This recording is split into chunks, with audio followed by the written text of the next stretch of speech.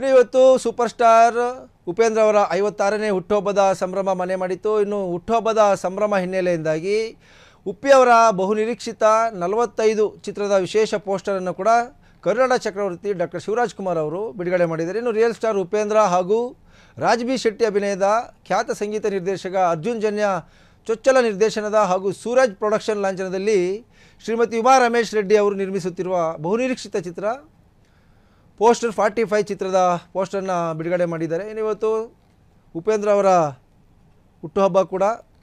So ಹಾಗಾಗಿ real star Upendra ಅವರ ಹುಟ್ಟುಹಬ್ಬದ ಹಿನ್ನೆಲೆಯಿಂದಾಗಿ ಇವತ್ತು 45 ಚಿತ್ರದ ವಿಶೇಷ ಪೋಸ್ಟರನ್ನು ಬಿಡುಗಡೆ ಮಾಡಿ ಅವರ ಹುಟ್ಟುಹಬ್ಬಕ್ಕೆ ಕೊಡುಗೆಯನ್ನು ಗಿಫ್ಟನ್ನು ಕೂಡ ಕೊಡಲಾಗಿದೆ.